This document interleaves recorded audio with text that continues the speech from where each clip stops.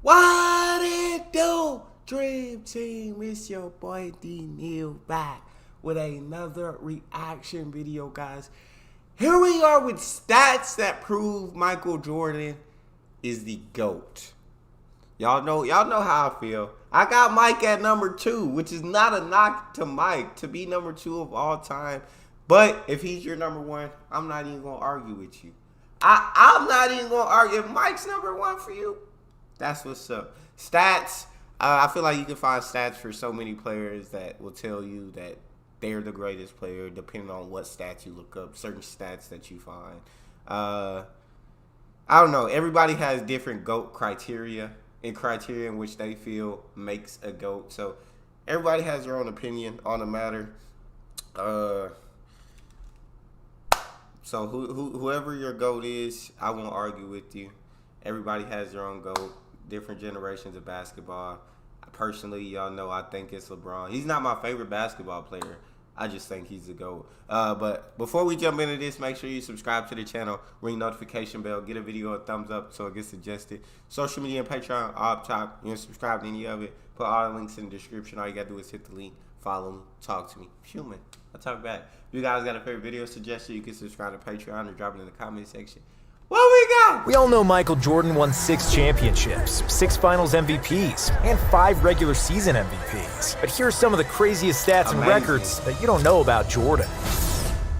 When it comes to getting buckets, nobody did it better than Jordan. And that's why many consider him the GOAT.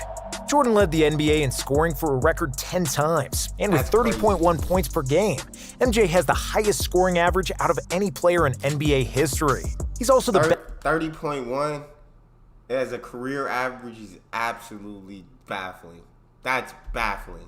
MJ has the highest scoring average out of any player in NBA history. He's also the best scorer in the playoffs, with 33.5 points per game. Luka Doncic is second on this list, with 32.5 points per game, and the only other player averaging more than 30 in the playoffs. But if you think that's amazing, wait for some of Jordan's other stats, which are truly unbelievable.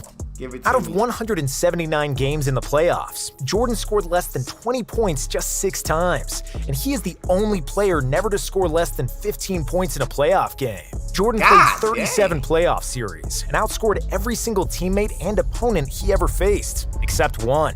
It was Terry Cummings in 1985, and he scored just 1 more point than Michael, who was still in his rookie season. In the 1960s, when the pace of the game and the number of attempted shots was the highest in NBA history, Elgin Baylor, Jerry West, and Rick Barry averaged 40 points per game in a playoff series once. God dang! 40 a game? Jerry West and Rick Barry averaged 40 points per game in a playoff series once, and Bernard King did it one time in the 80s. Jordan is the only player to average 40-plus points per game for an entire playoff series more than once. And better yet, he's done it 5 times. That's crazy. He came in the 1993 NBA Finals against the Phoenix Suns, when Jordan averaged 41 points per game, which is the highest 41 a game, bro. My favorite player of all time is Dwayne Wade, and what I watched him do to the Mavericks, I think he averaged like 33, 34 a game, and I thought man was just unguardable, unstoppable. Just, he was doing whatever he wanted out there. 41 a game? Oh my Lord.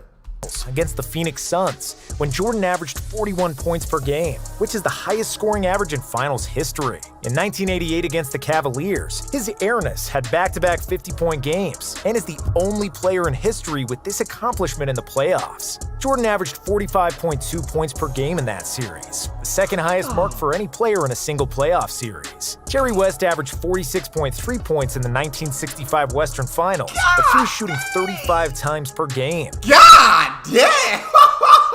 35 times.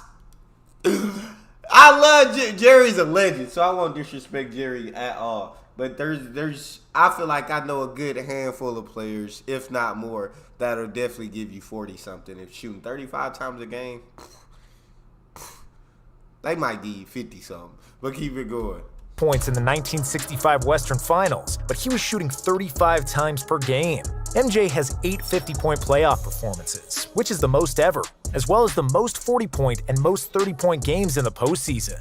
To further put MJ's scoring superiority into context, LeBron James, Kobe Bryant, and Wilt Chamberlain have put up 50 in the playoffs a combined 7 times. Some of the best scorers in NBA history, like KD, Iverson, and Harden, don't have as many 40-point playoff games altogether as Jordan has by himself. Michael entered the league in 1984, and by 1991, he had scored 40 on every team in the NBA. By the end of 1992, he scored 50 on every team in the Eastern Conference. And out of 930 games he played for Chicago, Jordan led the Bulls in scoring 793 times, which is more than 85%. During his entire career with the Bulls, Jordan scored less than 10 points only once. And that happened when he was nursing his ankle after a long recovery. And he played just 16 minutes, scoring 8 points. MJ is the oldest player to lead the NBA in scoring at the age of 35, and is the only guy who scored 40 points in a game past the age of 40. He also holds the all-time record in free throws made in one half, sinking 20 freebies in the second half against the Heat in 1992. Dang. One of the most fascinating stats is that And what?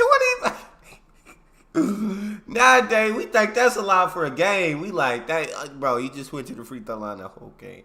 This man shot 20 free throws in a half. My Lord. Miami, what were y'all doing? Second half against the Heat in 1992. One of the most fascinating stats is that Jordan is the only player in NBA history who has more 40-point games than games where he scored less than 20 points. He had 173 games with 40 points and only 146 under 20.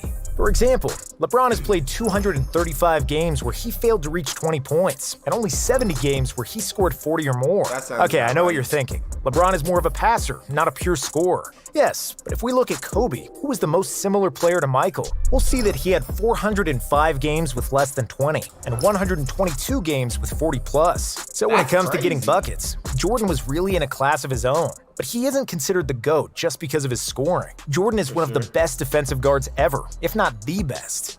On top of winning a scoring title in 1988 with 35 points per game and winning the MVP that year, he was also named a Defensive Player of the Year, something that nobody has ever. Yeah, to win all three, I don't think anybody will win all three of those again.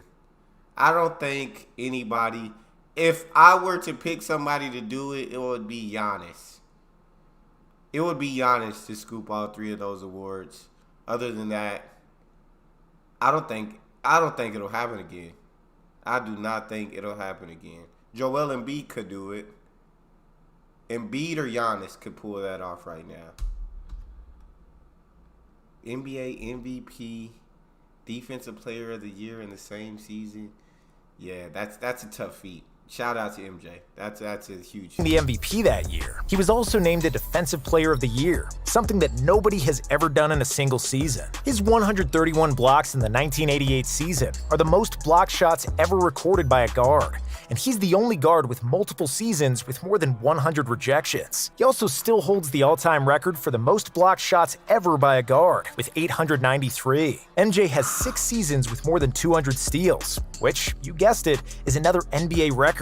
He was also the first player to record 200 steals and 100 blocked shots in a season. In 1988, in the first half of the game against Boston, Jordan stole the ball 8 times, which is another NBA record that still stands today. It's almost comical how one player stole the ball so many times in such a short time, almost like he was playing with middle schoolers and not NBA professionals. With 9 selections to All-Defensive First Team, Jordan is tied with Kobe, Garnett, and Gary Payton for most all-time. In 1989, when the Bulls lost their starting point guard, Coach Doug Collins made Jordan play the point. Between March 11th and April 23rd of 1989, Jordan averaged 30.4 points, 10.7 assists, and 9.2 rebounds per game. While playing point guard, he notched 10 triple-doubles in 11 games. In the 1989 postseason, Jordan had 7 games with double-digit assists. In comparison, Kobe Bryant had only 9 double-digit assist games in his entire playoff career. If we compare him to LeBron, Jordan is typically viewed as the superior scorer, whereas James is praised for his passing and all-around game. The truth lies somewhere in between, and both were more than capable of playing like the other.